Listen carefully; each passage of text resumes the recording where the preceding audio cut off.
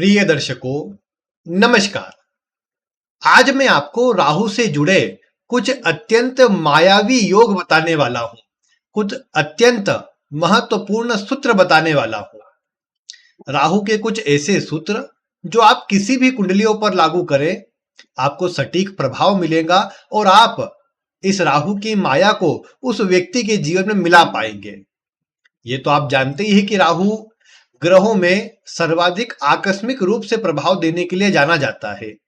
राहु की भूख बड़ी है, यानी ये कहा जा सकता है कि जिस भी भाव में राहु होगा वहां पर व्यक्ति कभी संतुष्ट नहीं होगा। और यही बात मैंने आपको कई बार दूसरे भाव का उदाहरण लेकर बताई है कि दूसरे भाव में जिसका राहु होता है, ऐसा व्यक्ति कभी भी धन को लेकर के संतुष्ट नहीं हो पाता। उसका हमेशा विचार रहता है और अधिक, ये उसका विचार रहता है।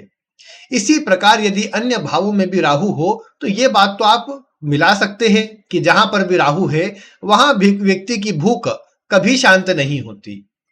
फिर बात आती है कि राहु को आप जानते हैं कि राहु जो है, ये जैसे आप जानते हैं सूर्य और चंद्र को भी ग्रहण लगाने वाला, उनको ग्रसित करने वाला ग्रह के रूप में आता है।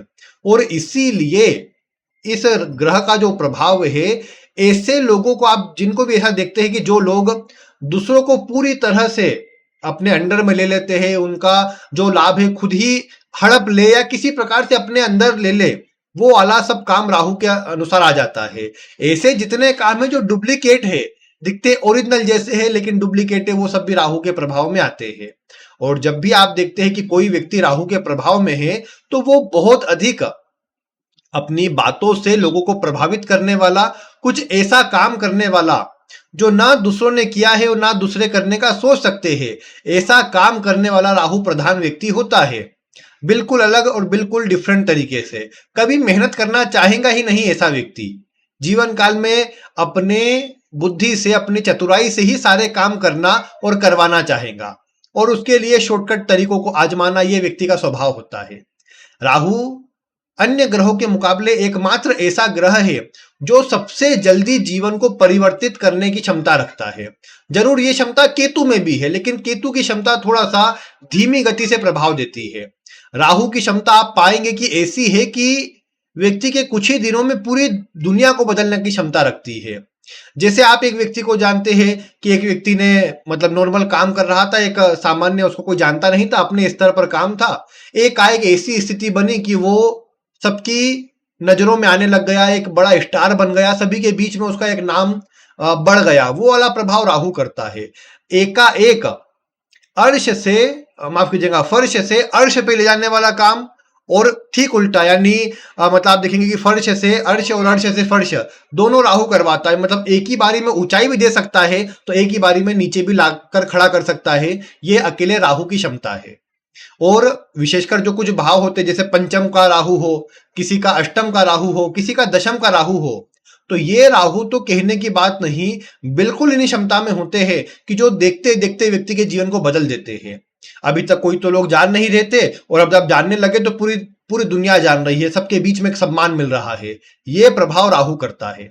लेकिन यहीं पर वो बात भी लागू हो जाएंगी कि अगर इस राहु ने एकाएक आपको सब कुछ दिया है तो ये राहु एकाएक आपसे सब कुछ छीन भी सकता है।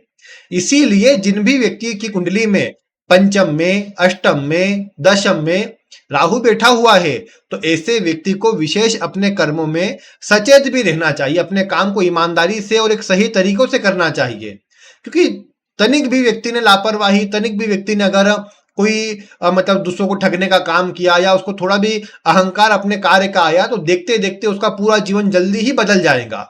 ज्यादा समय जैसे उसको आगे बढ़ने में नहीं लगा, वैसे ही ज्यादा समय उसको नीचे आने में भी नहीं लगेगा। तो ये बात का ध्यान इन तीन भावों में तो कम से कम रखना ही चाहिए। अन्य भाव भी ऐसे जहां पर राहु के प्रभाव कुछ एकाएक ऐसा कर सकते हैं, लेकिन बस वही है कि राहु कितना बलवान है, कितना कमजोर है, इस बात पर निर्भर करता है कि राहु किसकी राशि में बैठा है। आपने एक सूत्र सुना है जो कई बार मैंने भी कहा, अन्य से भी आपने सुना ही होगा कि राहु और केतु कोई ग्रह नहीं है, ये छाया ग्रह है। यानी ये जिसकी राशि में बैठते हैं उसके समान प्रभाव देते हैं। और कई बार मैंने बहुत सौ को देखा इसमें पूरी तरह गलत उदाहरण देते हैं। कैसा गलत उदाहरण? गलत उदाहरण इस प्रकार का कि राहु जैसे गुरु की राशि में है तो गुरु के समान प्रभाव देगा। गुरु जैसा शुभ ग्रह है वैसा ही राहु भी शुभ ग्रह बनकर प्रभाव देगा। या राहु अगर शुक्र की राशि में है तो शुक्र के समान बन जाएगा, शुक्र के समान प्रभाव देगा, जो कि थ्योरी बिल्कुल गलत है और ये आप किसी कुंडली में नहीं पाएंगे। आप गुरु अगर राहु के साथ में है, गुरु अगर राहु अगर गुरु की राशि में है, इन सब स्थिति में आप ये नहीं पाएंगे कि राहु में गुरु के गुण आएंगे, बिल्कुल नहीं आने वाले। राहु जो है वैसा ही काम करना है, वैसा ही प्रभाव देना है। आप ये कहे कि वो बदल जाएगा, ऐसा संभव बिल्कुल भी नहीं है, क्योंकि राहु को पापक ग्रहों में सबसे पापक कहा गया है, यानी एक ऐसा ग्रह जो सभी ग्रहों को पीड़ित करता है। आपने कभी भी राहु किसी ग्रह के साथ बैठा तो कोई किसी ने कहा ये शुभ योग बन गया आपके साथ में, सभी ग्रहों के साथ में। राहु सूर्य के साथ में है तो कहा ये सूर्य ग्रहण बन गया, राहु चंद्र के साथ है तो चंद्र ग्रहण बन गया। इसको आप पितृदोष के रूप में भी इन दोनों ग्रह के रूप में तो लिए जाते हैं। मंगल साथ आएगा तो कहेंगे अंगारक दोष है, बुध के साथ जड़त्व दोष कहा जाएगा, शुक्र के साथ लंपट दोष, गुरु के साथ गुरु चांडाल दोष कहा जाएगा, शनि के साथ आएगा तो भी श्रापित दोष कहा गया। किसी भी स्थिति में इसे शुभ नहीं कहा गया कि ये ग्रह बैठा है तो ये एक महा शुभ योग बना रहा है जो व्यक्ति के जीवन में आगे बढ़ाएगा व्यक्ति को। ठीक है, ये जितने भी दोष बताए उन सभी का प्रभाव हमेशा ऐसा नहीं मिलता कि व्यक्ति को प्रॉब्लम ही दे रहा है, व्यक्ति गलत काम ही कर रहा है। आप बहुत बार पाएंगे कि ऐसा व्यक्ति अपने जीवन काल में सही तरीके से काम करने वाला, बहुत बढ़िया काम करने वाला बन जाता है। लेकिन बस बात इतनी है कि जब भी आप इस बात को देखते हैं कि राहु किसी ग्रह के साथ है तो उस ग्रह की जितनी एनर्जी है उतनी एनर्जी के समान प्रभाव देता है। इसीलिए कहा गया कि राहु जिसकी राशि में बैठा है, अगर उसका राशि का स्वामी नीच राशि में है, त्रिक भावों में है, पीड़ित स्थिति में है, तो राहु आपको खराब प्रभाव देगा, कमजोर प्रभाव देगा। उदाहरण के लिए मान लीजिए किसी के राहु किसी अच्छे भाव में है, आप जिस भी अच्छे भाव में मान सकते हो उसको मान लो, जैसे तीसरे, छठे, 10वें, 11वें उपचय भावों में या त्रिशिडाय भावों, तीसरे, छठे और 11वें इन भावों में राहु को अच्छा माना जाता है। अब मान लो किसी के राहु इन्हीं में से किसी भाव में बैठे हैं, लेकिन जिसकी राशि में बैठे हैं उसका राशि स्वामी नीच राशि में है। मान लो राहु बैठे हैं कुंडली में आपकी शुक्र की राशि में, कोई सी भी राशि में, लेकिन शुक्र क्या है, शुक्र नीच राशि में कहीं पर बैठे हुए हैं। तो ऐसे व्यक्ति के जीवन में आप पाएंगे कि ऐसे व्यक्ति को राहु के नकारात्मक प्रभाव मिलेंगे। राहु कितना ही अच्छा क्यों ना बैठा हो, व्यक्ति को प्रॉब्लम का सामना करना पड़ेगा, राहु की दशा अंतरदशा में परेशानी का सामना करना पड़ेगा। फिर कोई कितना ही कहे कि राहु बलवान है, अच्छा दिख रहा है, लेकिन उसका प्रभाव अच्छा नहीं मिल पाएगा। तो इसीलिए इस बात को ध्यान रखना है कि राहु किसी भी ग्रह की राशि में बैठ जाए, किसी भी भाव में बैठ जाए, सबसे जरूरी है उस राशि के स्वामी का अच्छा होना, उस राशि के स्वामी का बलवान होना। अगर ऐसा होता है तो आप पाएंगे कि राहु की दशा अंतरदशा व्यक्ति के जीवन में ऐसे ऐसे काम करवा देंगे जो उसने सोचे ना हो, जो उसको लगता नहीं हो कि संभव हो पाएंगे कभी।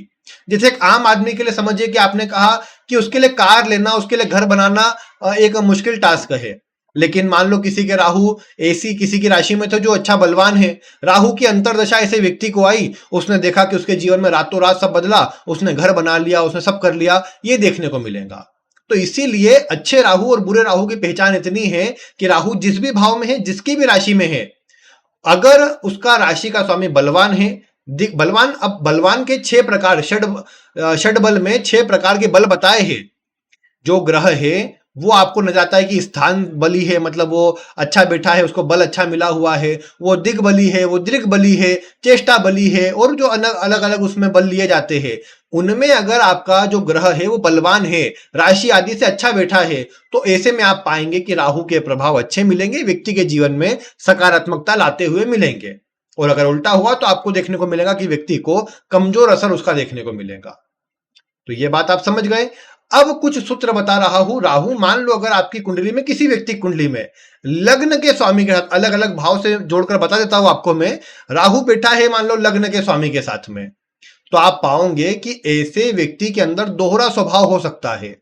दोहरा स्वभाव मतलब ऐसा व्यक्ति सामने कुछ, पीठ पीछे कुछ, और इसके स्वभाव को आप स्थिर, या उसको ऐसा नहीं बोल सकते कि बिल्कुल एकदम सच चरित्र होगा, ऐसा नहीं बोल सकते, क्योंकि ऐसा राहु व्यक्ति के जो खुद के स्वभाव है उसको बिगाड़ने का, या ये ऐसा बोलिए कि खुद की जो प्रवृत्ति है उसको बदलने का काम करेगा, क्योंकि राहु मायावी ग्रह है, भले कलयुग में कहा जाता हो कि राहु बहुत एक कलयुग का एक प्रकार से राजा कहा जाता है कि ये जीवन में बनाने वाला है राहु इस समय पर, क्योंकि जो छल कपट चतुराई जितना भी स्मार्ट वर्क चाहिए, लेन देन करके जो भी काम करना वो सब राहु करवा सकता है, आसानी से करवा सकता है। इसीलिए कहा जाता है कि ऐसा राहु इस जीवन में बलवान होगा तो अच्छा कर देगा, लेकिन लग्नेश के साथ होगा तो ये सारे गुण व्यक्ति के अंदर आ जाएंगे, व्यक्ति के स्वभाव में मिलेंगे। तो अब ऐसा व्यक्ति या तो बहुत अच्छे तरीके से काम कर सकता है, स्मार्ट वर्क करके अच्छा नाम, अच्छा धन, अच्छा सुख सब हासिल कर सकता है, या उल्टा ऐसा व्यक्ति जीवन काल में दूसरों को ठग कर, अपनी चतुराई से दूसरों को लाभ उठाकर खराब चीजें बेचना या फिर लोगों को गलत माल देना, वो वाला काम जो है ऐसा राहु करने लग जाएगा और फिर व्यक्ति की गलत वे में छवि बनेगी। तो ये लग्नेश के साथ में राहु होने पर ऐसा बहुत संभव है कि व्यक्ति की जो छवि है डिफरेंट गलत कामों में अच्छी बन जाए, ये बात हो सकती है।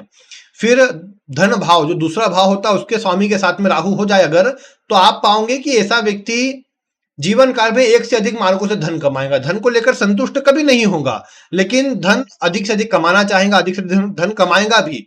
अब अगर अच्छा बैठा हुआ अगर सब स्थिति में, तो अच्छे मार्गों से ही कमाएगा, गलत मार्ग की तरफ नहीं जाएगा। नहीं तो फिर देखने को मिलेगा कि धन कमाने के लिए व्यक्ति कुछ भी करेगा अगर ज्यादा खराब स्थिति हो गई तो।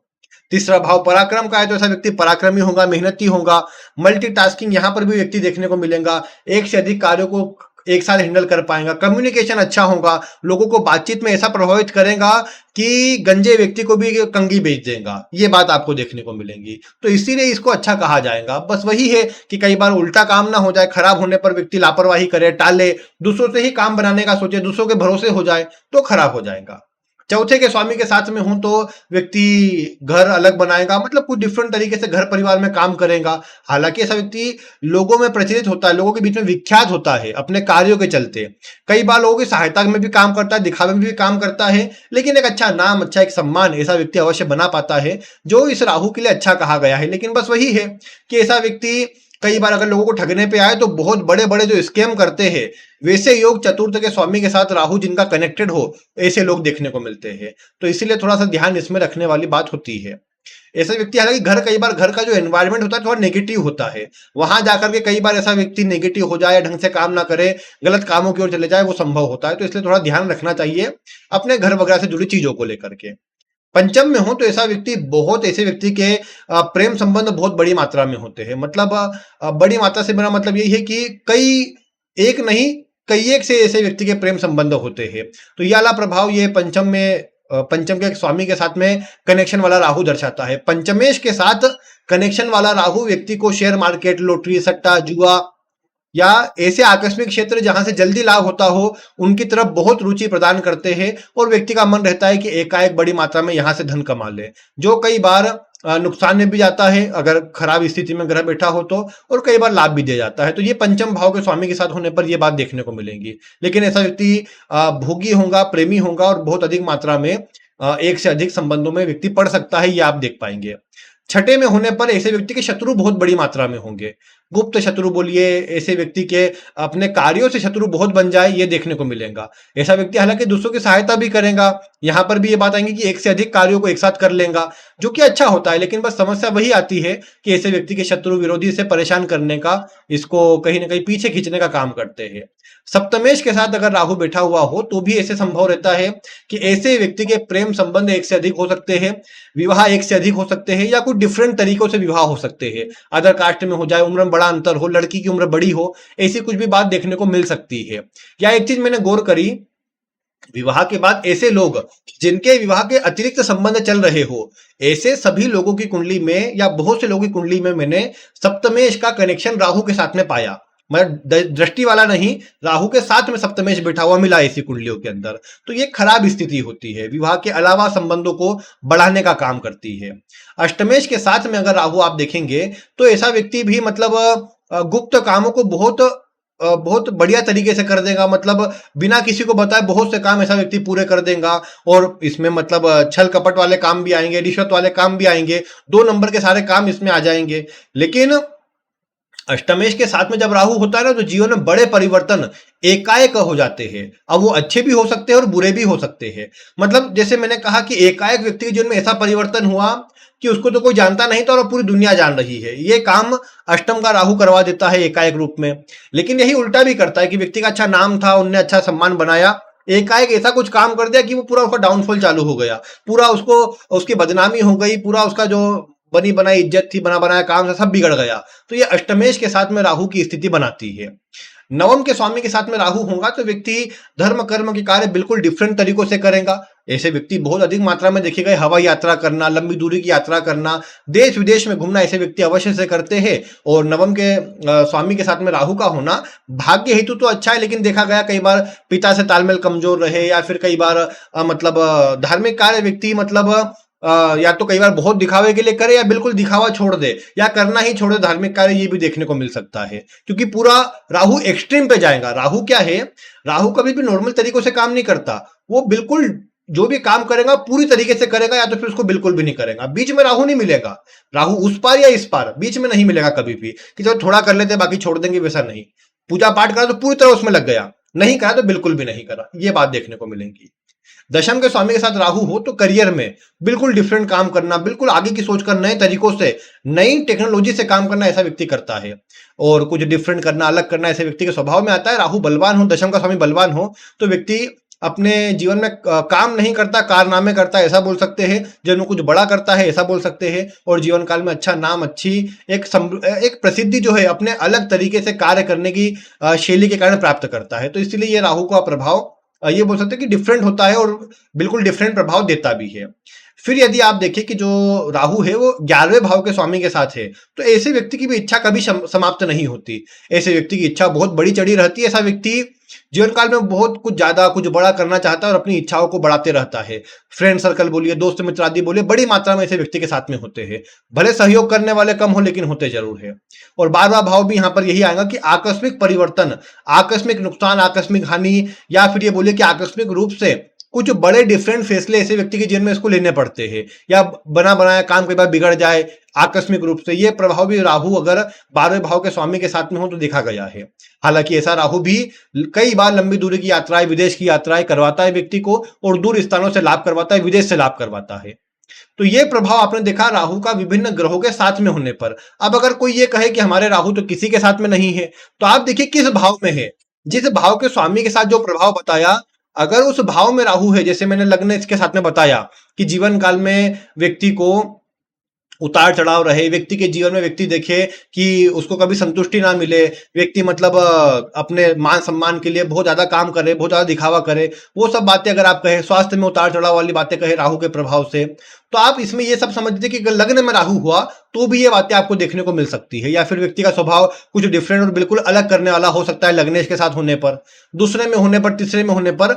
जो तीसरे के स्वामी के साथ या दूसरे के स्वामी के साथ जो प्रभाव बताया उससे आप मिलाइए उन भावों में होने पर भी, तो आप देखेंगे प्रभाव लगभग लगभग वही मिलेगा आपको। और बाकी आप ये देखिए कि मुख्य बात, राहु बलवान है, कमजोर है, एक ही पॉइंट है उसका कि जिसकी राशि में है वो कितना बलवान बैठा हुआ है। वो बलवान है तो राहु आपको खराब प्रभाव कभी नहीं देगा, भले किसी भाव में बैठा हुआ हो। और बल्कि आकस्मिक रूप से जो मैंने बताया, पंचम में, अष्टम में, दशम में आकस्मिक रूप से परिवर्तन और बड़ा परिवर्तन करने की क्षमता राहु रखता है। अन्य भाव ऐसे है जहां परिवर्तन करता है लेकिन धीरे तरीके से करता है। तीसरे में, छठे में, लग्न में, 11वें में, नवम में, यहां भी परिवर्तन करता है लेकिन थोड़ा धीरे करता है, और व्यक्ति को धीरे धीरे करके सब बनाता है। ऐसा नहीं कि एकाएक सब पहुंचा दिया, धीरे धीरे करके सब कुछ दिलाता है। तो ये बात भी यहां पर है। बाकी पूर्व में मैंने बताया था कि आपका राहु बलवान है, अशुभ है, शुभ है, कैसे देखना है वो भी आप देख सकते हैं। बाकी कोई प्रश्न हो तो वो बता सकते हैं। बाकी आज की वीडियो में इतना ही। राहु से जुड़े जो मैंने कुछ सूत्र बताए हैं, रोचक सूत्र बताए हैं, उम्मीद है आपको अच्छे लगे होंगे। आप अगर किसी कुंडली पर मिला पाते हैं तो अवश्य वीडियो में कमेंट करें कितने सही कितने गलत। बाकी आज की वीडियो में इतना ही। वीडियो देखने के लिए आपका बहुत बहुत धन्यवाद।